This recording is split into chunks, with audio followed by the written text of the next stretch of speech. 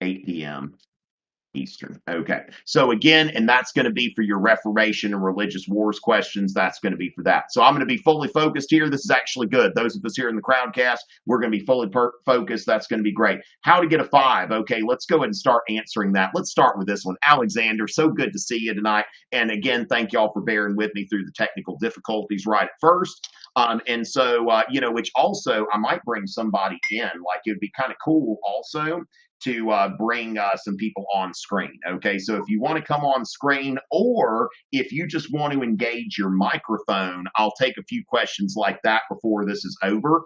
So if people are thinking that that would be something they'd like to do, I can either put you on screen or you can enable your microphone only and you can ask me a question with your voice. Makes it more interactive. So how to get a 5? The thing is, the construction of a 5 started for most people that get 5s several months ago. Okay, so when we're talking about a 5, you're really talking about like out of 55 multiple choice questions, I'm thinking probably around 40 correct, that you're getting close to 80% correct.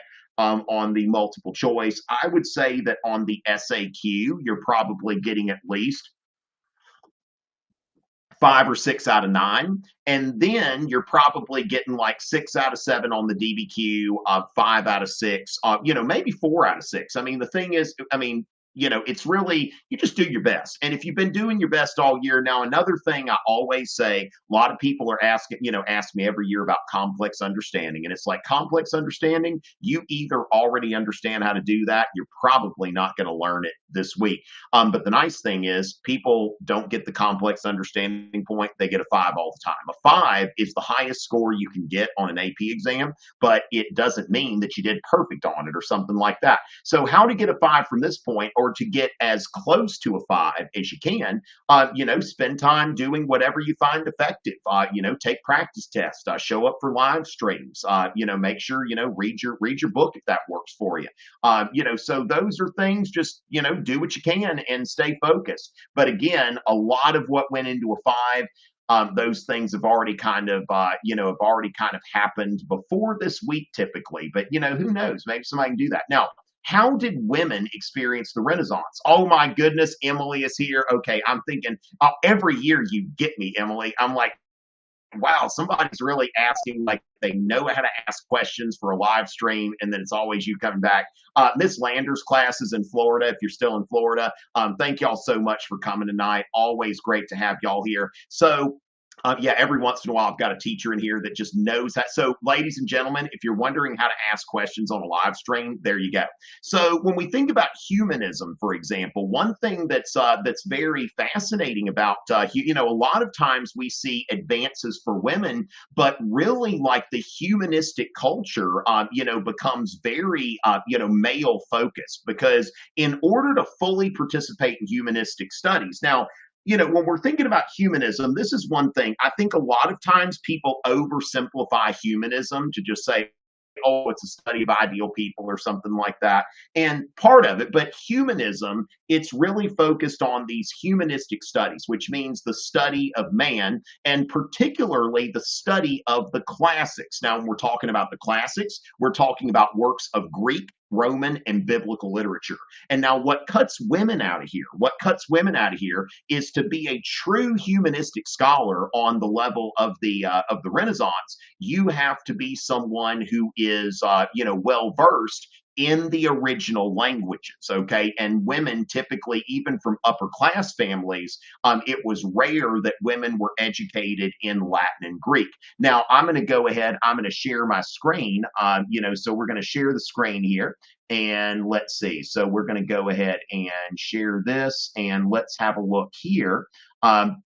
So I'm going to say here, Sistine Works of Renaissance Art. Okay, if you type that in, I made little play on words, I guess. Y'all can laugh or not. I don't care. All right, so Sistine Works of Renaissance Art. What I've done here now, let me tell you how to study for the AP Euro exam and how not to study. Okay, so when we think about this, it's not that you would go through and actually identify every artist and every one of these works, but the reason I've looked looked at these 16 works is they all tell us something about the Renaissance, okay? And so what you see here when we're looking at Renaissance art, we see the tribute money, okay? The tribute money is by Masaccio, by a guy named Masaccio.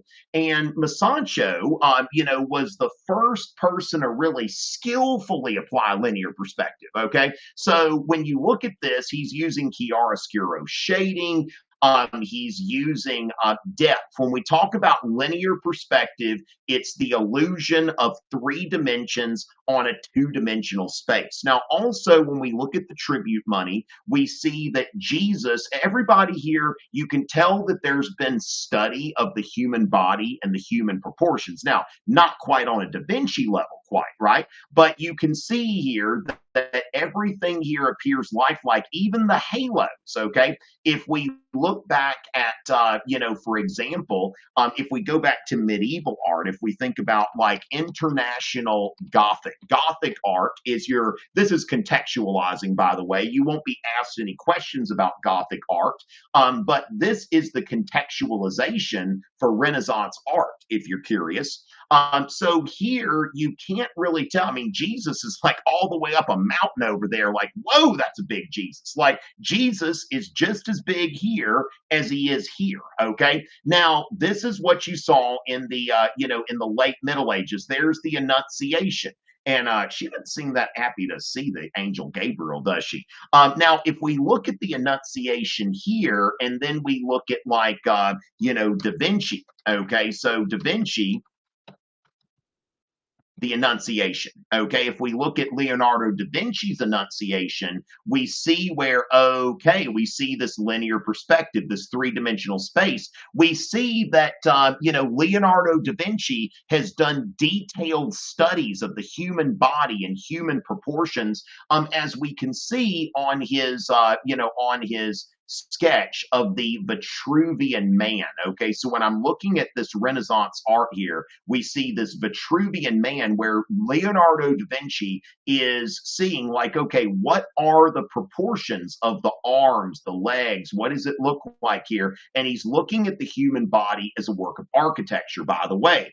What kind of architecture do they like during the Renaissance? They like the classical architecture, the architecture of the Greeks and Romans. And of course, Brunelleschi's dome is a great, Brunelleschi, now that's a hard name to say. You don't necessarily need to remember that for the exam, as long as you remember that's the Florence Cathedral dome, okay? If I didn't teach this, I would not be able to say Brunelleschi, okay? But if you know the Florence Cathedral dome, this is something that they willfully, the leaders of Florence, that's where the Medici were, that's where Michelangelo is, that is, they decide that they want a dome. And nobody has really built a dome in Italy since the Romans, almost 1,000 years ago.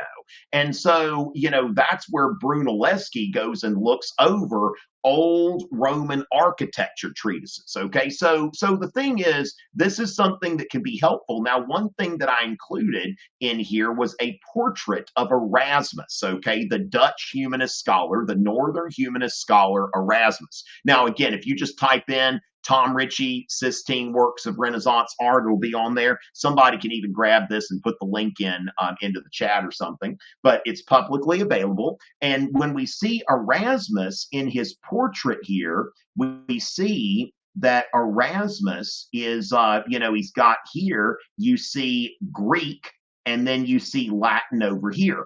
One of the things that's accomplished in this portrait is that Erasmus wants it to be seen that he has mastered both Latin and Greek, okay? So if you didn't know Latin and Greek, you couldn't really be a proper humanist, okay? And so that's where, given that being educated in these original languages was largely reserved for men, it was very difficult for women to participate in this particular intellectual culture. Now, at the same time, there are some influential women who were patrons of the arts and that sort of thing. But again, a lot of times this is seen as excluding women. And you notice that a lot of the Renaissance art, you see most of the emphasis is on the male form and looking at, Michelangelo's David. Again, Michelangelo looking at all of these proportions. Now, another thing about Renaissance art, note how David is poised to strike. He's thoughtful and contemplative. This shows the restraint of the Renaissance. Now, we're going to be focusing on the Reformation era on Thursday, but if we look at Bernini's David, okay, Bernini, the Baroque sculptor, okay, so when we look at the Baroque is art for more tempestuous times, okay? It's, stormy. That's a fancy word for stormy. Some people say I use big words. Sometimes I do, okay? But as far as that goes, we see here that Bernini's David, the Baroque David, this is the era of the 30 Years' War and the Reformation. A lot's going on here. And so David is off balance. He's moving. His face is hateful and emotional, not contemplative, not contemplative. And so this is a great contrast between Renaissance art and Baroque art. Now note, Baroque art is a more turbulent time, where in the Renaissance, this is a period where they want to look back at classical antiquity and this Greek and Roman philosophy. So humanism is about spending less time studying logic and theology and spending more time studying these great classical scholars like Plato and Aristotle. And by the way, Plato, Raphael modeled him after Leonardo da Vinci. He's supposed to, to evoke that idea of da Vinci. And da Vinci is almost like, da Vinci being the Renaissance man, right? The person who was well educated, who could draw, who could paint, who could do all kinds of stuff. That's the Renaissance man, to get this education that largely was not available to women. Okay, so let me go ahead and, thank you so much. Emily is, always great. She's been around for years and just so good to see here. And so humanism and Christian humanism. And after I do this one, I can kind of go into, some things here. Now, as far as that goes, humanism and Christian humanism. Okay, now, humanism, this is something that the Renaissance will not come up on the DBQ, but there's an actual DBQ that I wrote that's asking the DBQ writer to determine exactly how secular was the Renaissance anyway, right? When we talk about humanism, we're talking about the study of humanity, specifically through Greek, Roman, and biblical classics. Now, the Bible, Machiavelli in The Prince, a classic work of the Italian Renaissance, Machiavelli talks about David, he talks about Moses, but he's looking at it from a more humanistic perspective. Okay, so for example, if you look from a traditional Christian reading of the Bible, when David tells Saul, I don't need your armor. King Saul tells David, you can have my armor. David says, I don't know, it doesn't fit me. Now, a traditional Christian reading says that David is trusting God. David doesn't need armor. God's got his back, right? But as far as that goes, Machiavelli looks at David, and Machiavelli says, so Machiavelli says that this is an example of, this is an example of David being self-sufficient, okay? So Machiavelli looks at the story of David and Goliath from a humanist perspective and says that David is saying, look, I don't want to be dependent on Saul. I want to do what works for me, and there's a lesson that I can learn here, right? So humanists are oftentimes reading the Bible for lessons we can use here. Now, remember that although we mention secularism in terms of the Renaissance, if you get a time machine and go back to Renaissance Florence, don't say that, I'm going to go in the town square and I'm going to shout at the top of my lungs that Jesus Christ is not the Son of God or the Virgin Mary wasn't a virgin. that's liable to get you burned at the stake as a heretic. Okay. So when we talk about secularism during the Renaissance, we're talking about the beginnings of secularism, that like scholars are starting to, be a little more independent from church authorities. Not that the church is ceasing to be a big decider there. Now, most of the Renaissance art is religious. A lot of it is religious. Now, some of it's not. You look at the birth of Venus and other things, but a lot of it is religious. And so one of the things, like if you think about, for example, in that, in that art handout I've got that I shared with y'all, I've got, the adoration of the Magi. Okay, so when we think about like humanism, now again, David, now another thing about Michelangelo's David, humanism. Does this guy look like he needs a miracle in order to defeat Goliath? He certainly does not. And really, if you take a stone and you put it in a sling in the hands of an experienced slinger, it does not take a miracle for that thing to kill you if it hits you square in the forehead, okay? And so that is this idea of humanism. When we're looking at the Bible, we're looking at David as an example of, ideal human behavior. Now, the adoration of the Magi, okay, so one thing you note here is that, let's see, Botticelli, okay, so one of my favorites here, that you see that the Magi are coming to adore the baby Jesus, but this, people would have recognized his image, like in the portrait, that like in the profile, it would have been from a coin. Cosimo de' Medici was dead, but people would have recognized his profile. Then we see Lorenzo de' Medici, other members of the Medici family. So on its face, this is a biblical scene with the Magi coming to, to honor the Christ child. But we see here what it's really doing. And there we see that Botticelli, the artist, he's there. Notice how he's dressed in an artist robe, not in fancy clothes. And he's there in the bottom right. He wants you to know, this is typically where artists today sign their work. He wants you to know that he did this. He's proud of his work, individualism, right?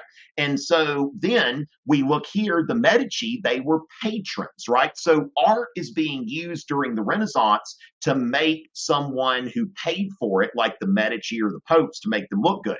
Now, so humanism is where we're looking at Greek, Roman, and biblical literature, largely with like a secular purpose. The best example of this would be Machiavelli. Okay, Machiavelli, who was a civic humanist. Okay, so when we talk about civic humanism, this is political humanism. Machiavelli is writing The Prince in order to get you, to learn how to use and maintain power. Okay, so The Prince, and again, Machiavelli. Again, he's looking at Moses, but he's not looking at Moses from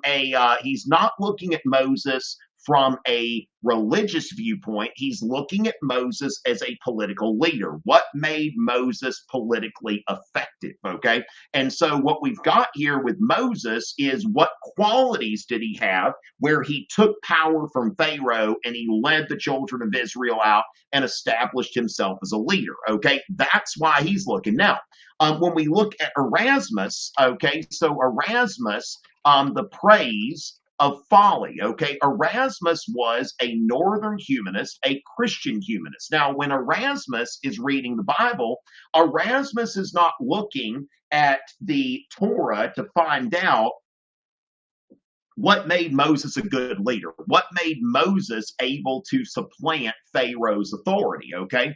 That what Erasmus is looking at is how can the church better apply the teachings of Jesus Christ, okay? How can the church better apply the teachings of Jesus Christ? And so this is where, like, for example, Erasmus writes in The Praise of Folly, he writes that, well, the church, the church leaders of his day, the bishops and the pope, they are extremely rich and powerful, right? They're extremely rich and powerful. So then we look at, the disciples. Like if we go back to Masacho's The Tribute Money, there's that story about where the the tax collector comes to collect the temple tax, and Jesus is like, we don't have any money. And so Erasmus is looking at the Bible not to see how he can be a better political leader and hold and maintain power. Erasmus wants to see how can the Bible, particularly the Gospels and the teachings of Jesus Christ, how can this make me a better Christian? You see, how can I become a better Christian? How can the church improve? So, for example, it was normal back then for the church to burn heretics. Well, where does Jesus ever say to set someone on fire who disagrees with you? Hint. He doesn't say that, okay? He never says that. So, as far as that goes, when we look at Christian humanism, you're still looking at the text, but there's more emphasis. Now, also, I think that Thomas More's Utopia, even though the utopians aren't Christians, Thomas More's utopians in that ideal society, they're modeling what Thomas More thinks Christianity could and should be, rather than, what Christianity is in his day. So the northern humanists, the Christian humanists like Erasmus and Thomas More, they want to make the society more like what they're reading about in the Bible, in the original languages, of course, right? So let's take a look. Take a look here. Let's see. I'm just going to look at the chat. We've got some mention of original sin. What is this? Somebody tell me about that. Oh my goodness, we got a lot of people now. Madison, French Revolution. I'm thinking probably for Saturday that the focus will be on the era of the French Revolution and Napoleon. That's going to be the primary focus there. Okay, glad to see the chat going, and it looks like most people are keeping the chat appropriate. All right, so Kevin, you know what? Kevin wants to come in and ask a question. How can I do? Just one second here. Let's see, Kevin, I'm trying to see what I can do here. Okay, so your hand is raised. Let's see, move. Okay, so I'm going to move you to the gallery. Let's see what happens that. Okay, so you'll be, okay, so Kevin, you're in the gallery. Crowdcast, we're looking at Crowdcast version 3. So let me see here that, let's see, are you ready? Let me see if I can move you to the stage. Okay, I press this to move to stage. So Kevin, you are now on the stage. Okay, so let's see. Kevin wanted to ask a question. Let's hear from you, Kevin.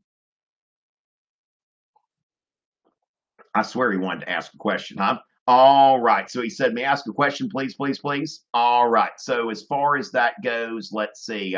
Kevin, let's see. Let's put him back in the gallery and see if we see him or hear from him or anything like that. Shout out to Mrs. Smith. Okay, we're so glad to have Mrs. Smith students here. All right, Miss Batista. We've got Miss Batista here. We've got, yeah. Now, as far as that, somebody mentioned Pico. Let me go to another one here. What specific names, authors, artists should we remember? Okay, so, Okay. oh, wait. Right. Kevin here. I think Kevin. Kevin? False alarm. I thought we had Kevin here. I thought Kevin was here with us. Maybe not. Maybe not. So some names of authors. Now, when we're thinking about the Renaissance and exploration, we're thinking first of all Petrarch, the father of humanism. Now, what makes Petrarch the father of humanism? Petrarch finds some old Latin texts, especially those, from the Roman philosopher and politician Cicero. And Petrarch revives interest in these classical texts. Okay, he starts hunting them down because remember, Petrarch is around before the printing press. Kevin, are you going to ask a question? Or are you going to sit there like just make little noises? Okay, I don't know what he's going to do. Okay, we're going to put Kevin back in the audience there. All right, so thank you, Kevin. All right, thank you. Say hello to your teacher. Thank them for sending you over here. So when we're looking at Petrarch, this is before the printing press. The only way to preserve classical text was to do it by hand. And so the monks of the Middle Ages did a really good job. They preserved a lot of text, but they didn't do it perfectly. There were a lot that didn't necessarily make it because the only way to preserve was to copy it by hand. Some others were summarized, like they said, well, I can't copy all of this, but at least I can make a summary so that it doesn't get lost. And so, I would love to have read some of that stuff. So Petrarch is the father of humanism because he is going about, preserving and popularizing Latin and Greek texts, or just Latin texts, Greek later. We talked about Erasmus and Thomas More from the Northern Renaissance. Then, of course, Machiavelli was the civic humanist, the guy political, right? Now, another one is Pico della Mirandola. Okay, Pico della Mirandola. I enjoy noting Pico here. So, Pico della Mirandola. Okay. Now, this was which I need to move my stuff from SoundCloud to Spotify. But I've actually got a rap on my SoundCloud about Pico della Mirandola if y'all want to look for it. But basically, Martin Luther, he did 95 theses. Pico did 900 theses. And he's going on all kinds of, rabbit trails here. He's most famous for his oration on the dignity of man, which starts off his 900 theses. And now here's the thing. It's the first printed book to be banned by the church. Okay. So it's the first printed book to be banned by the church. Now, Pico della Mirandola, he identified himself as a Christian. He referred to God as Father. In fact, he believed that the second coming of Christ was imminent, that there was going to be a council of scholars that would get together and that Jesus would come back. But again, what he does is he mixes in belief from Greeks, from Romans, from Jews, from Muslims. He creates this whole, again, this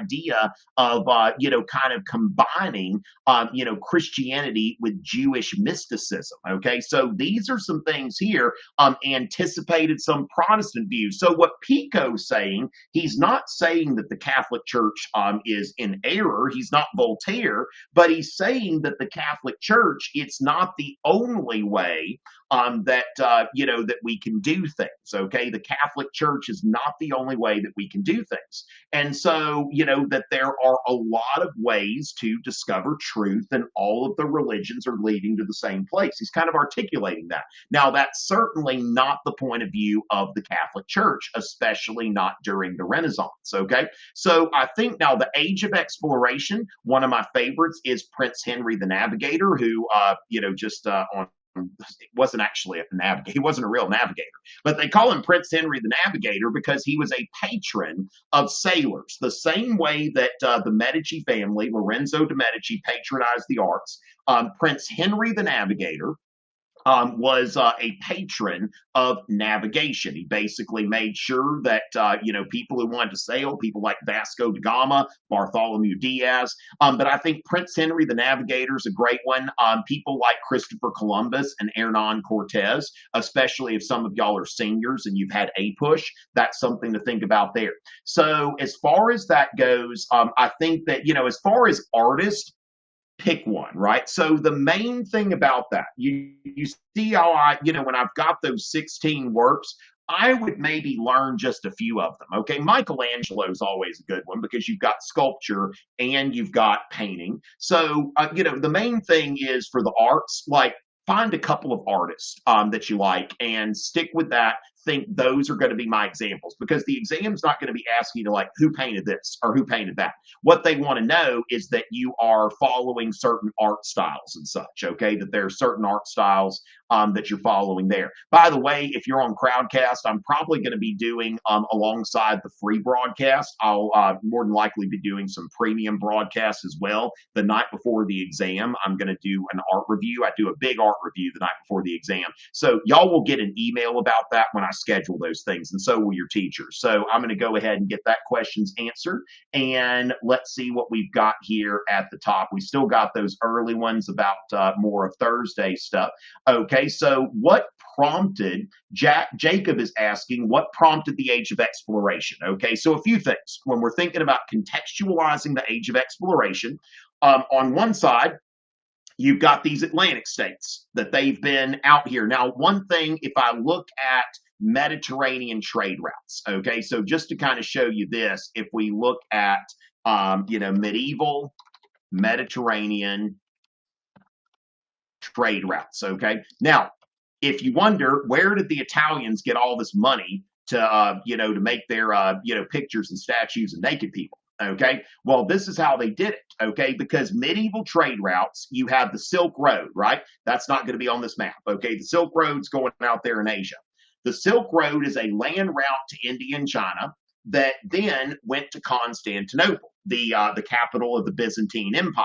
And so then from there, it went on either Genoan or Venetian ships. Okay, so we see that basically these Italians, these northern Italians, controlled all of the key trade routes. So when you control all of the trade routes, you also get money. These companies, these shipping companies, they're they've got their money in the Medici Bank and places like that. So Italy is so powerful and so rich because in the late Middle Ages they controlled trade. Well, if you're here, what we call the Atlantic states, also some of the first states that are part of NATO, right? When we think about like Britain, the Netherlands, France, Portugal and Spain. Now, Spain was not an OG member of NATO because they were still under Franco at that time. But basically, these are what we call the Atlantic states: Britain, Britain, the Netherlands, France, Spain, Portugal. You think about these goods are coming from China, they're going to Constantinople. By the time they get over here, they're really, really expensive. Okay. So then we start to see Prince Henry the Navigator, he's investing in new technologies. So we see the development of new technologies that are able to go out onto the ocean. Now, I hear the Mediterranean can be kind of turbulent sometimes, which I tell you what I'm looking forward to. I think Erasmus and Machiavelli would have loved this too. The Odyssey's coming out. That movie, The Odyssey, is going to be coming out over the summer, and of course, that's ancient an ancient Greek epic and mythological and all that. And so the Renaissance humanists would have loved this, but evidently the Mediterranean can get kind of topsy-turvy. But then the ocean is going to be even more so. So what we see here is that they're developing ocean going craft. Now, in fact, let me look here. Age of exploration. Need to know, Richie. What I've done here, I made this years ago. Don't laugh, okay? It's not the most aesthetic thing that I've ever made, but I made it, I think, more than a decade ago. That basically what I've got here, and this is a great study strategy. What I've got here is I've got it filled out, and here I've got a blank one. So what I tell people is if you want to study, if you want to know if you know something, because you have no notes on the exam, then print this out and then read over it. What I'd recommend is copy it onto this. Copy it onto this, read it again, give it a little time, come back and stare at a blank sheet, okay? And so then see if you can put all this stuff in here. So we see here exotic goods such as spices and silks. Again, age of exploration, need to know, Richie, it's up there on the internet. So exotic goods such as spices and silks, you could even add sugar, right? Were expensive. And so the land route, now what happens is the Byzantines had dominated the land route in 1453. That is the first date that I tell, AP Euro students that they need to know. It's a need to know date because when the Ottomans take over Constantinople, then that is going to disrupt the trade, okay? So now there's a new sheriff in town in a place that was a major trade hub. And so the fall of Constantinople influences the age of exploration. It also influences the spread of Renaissance humanism because there were Greek professors of Greek classics that once the Ottomans went into Constantinople, they said, your services are no longer needed. We have our own Muslim professors who will now teach in the universities. Well, these Greek professors were more than welcome in Italy, where people wanted to learn Greek. And that's where they started translating the works of Plato into Latin and popularizing that. So the fall of Constantinople is a contextualizing event, both for the Renaissance and for the age of exploration, because the early Renaissance is only focusing on Latin literature. And so now we see it expand into Greek literature. So we see an intersection of the technology that's developing and then also a disruption of the trade routes. Well, what's going to happen here is now the exotic goods will be entering Europe, not through Italy and the Mediterranean, but through the Atlantic states, through Spain, Portugal, France, the Netherlands, and Britain. And so that'll be a decisive turn of events that we see there. And again, do you have to know every single person? No. I mean, I've got here Prince Henry the Navigator, Vasco da Gama, Christopher Columbus. Pick two or three people that you could use as examples if you've got an SAQ or something like that, right?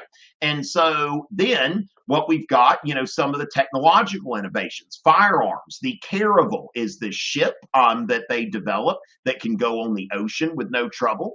And then the magnetic compass. Now, compasses were already around, but they weren't reliable for navigation, and that's being developed. The Mercator projection is a specific type of map, okay? So the Columbian Exchange, this is a utility player because the Columbian Exchange, that is AP World, AP US, AP Euro, and AP Human Geography. There are 4 AP courses where you can use the Columbian Exchange. Basically, now the old world and the new world, they know that they exist. They start exchanging goods on a permanent basis. Now, another thing that we want to be aware of is that while the age of exploration is going on, we see a concurrent movement, something that's going on at the same time, and is kind of feeding off of this is the new monarchies, Ferdinand and Isabella of Spain.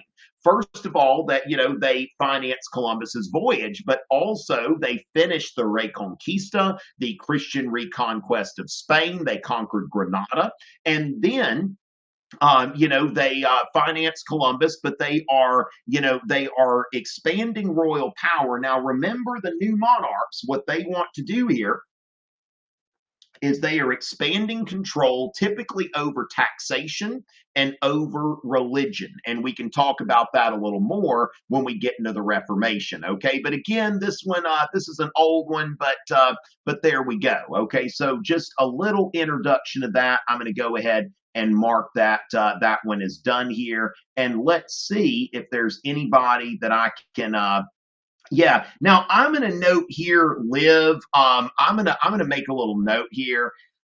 Savonarola, this was a guy that was in like Renaissance Florence. You have the bonfire of the vanities.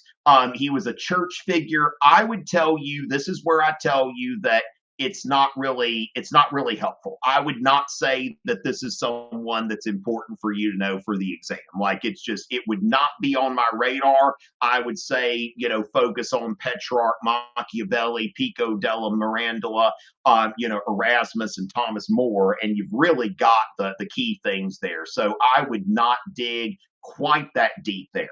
And that's helpful in and of itself, letting you know what's likely to be on the exam and what's not as likely to be on the exam. And let me see what I've got here. Okay, so let's see. Unit 9 is until, all right.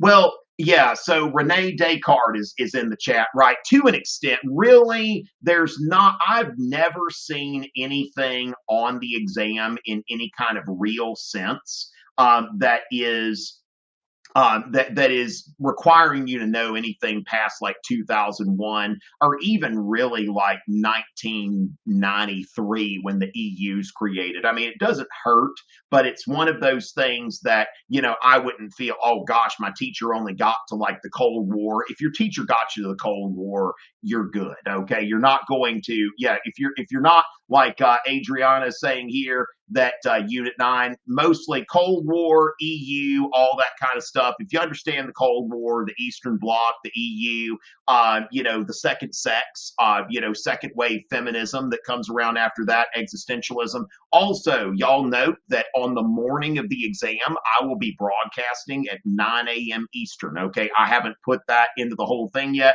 but in the next couple days, the plan is to do, basically the what do you call it? Yeah, Renaissance tonight, Reformation Thursday, French Revolution, Napoleon on Saturday, free for all on Sunday at 8, the night before the exam, and then 9 a.m. Eastern, another free for all that will probably not emphasize the same things that we emphasized the night before.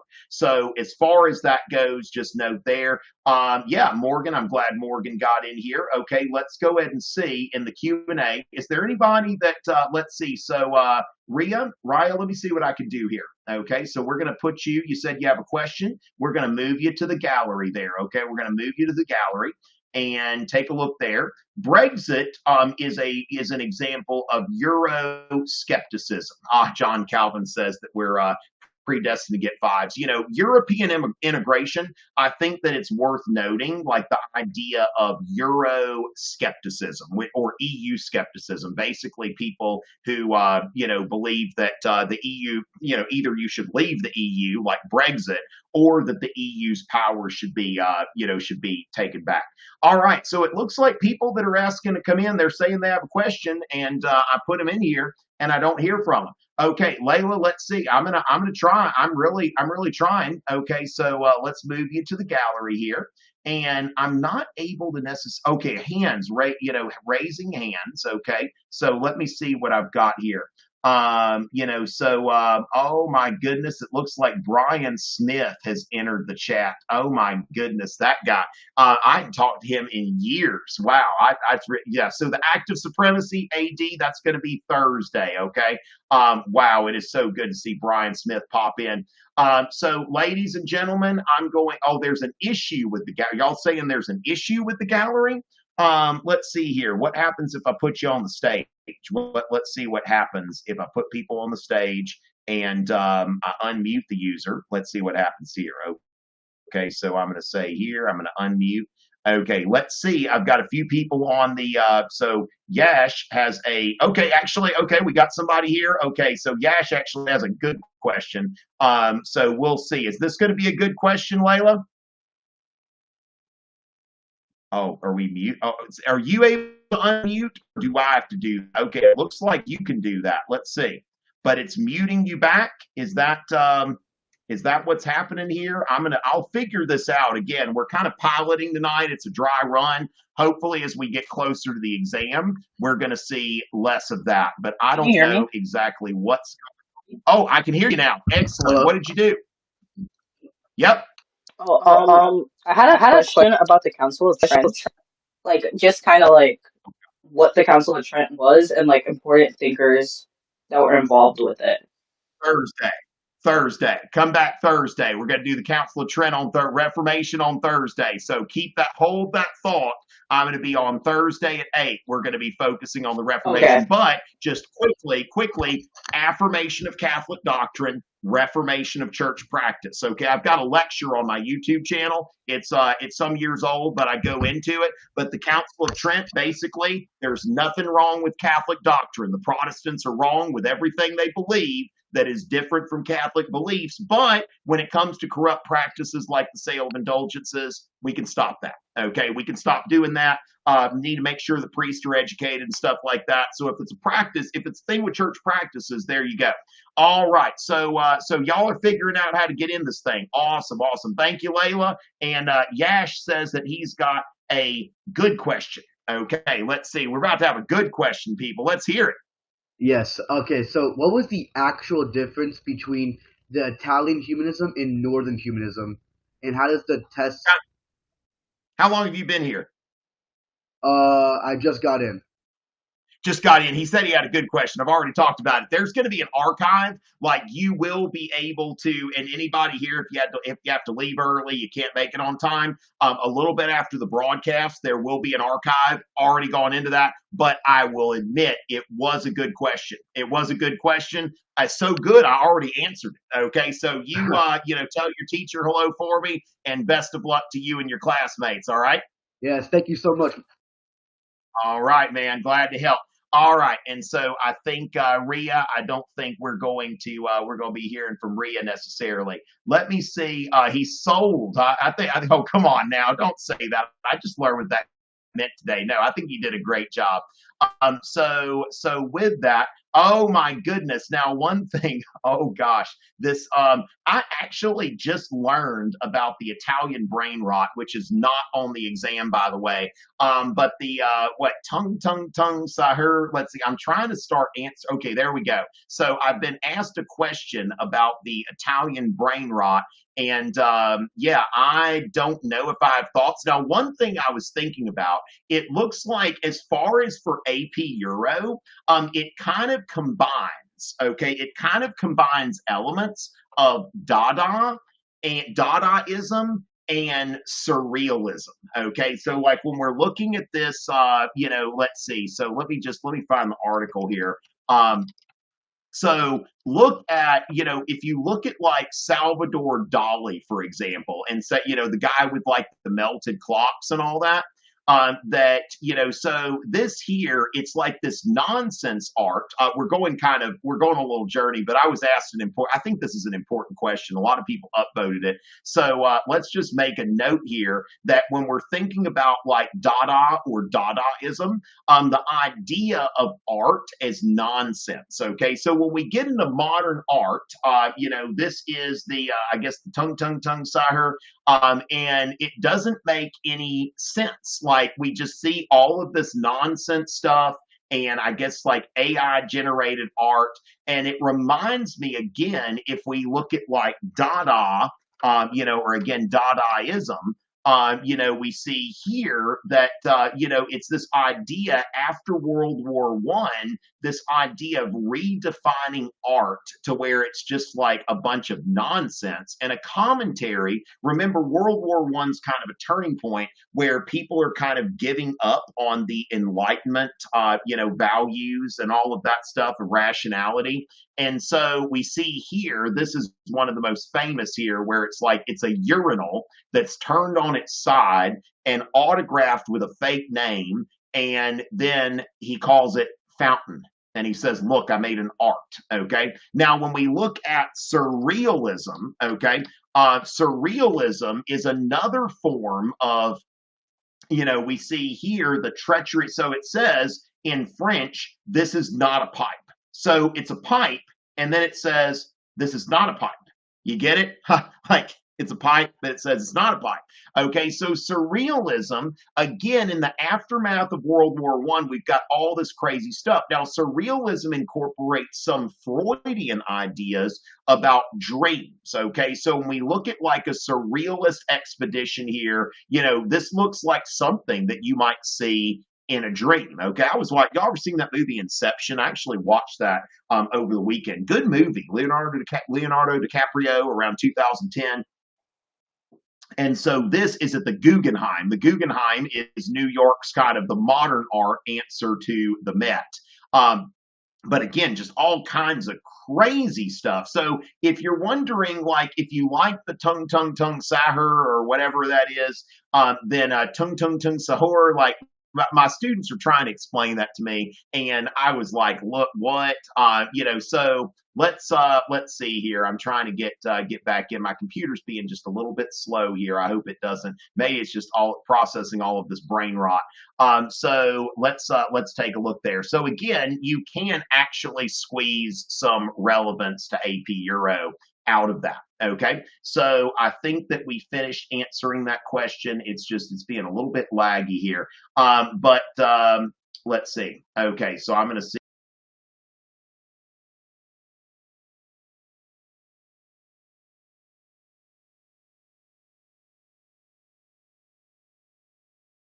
Hearing me and all of that. You know what? It got some upvotes. So yeah, we connected brain rot to AP Euro. So yes, we certainly did. Am I not? Oh,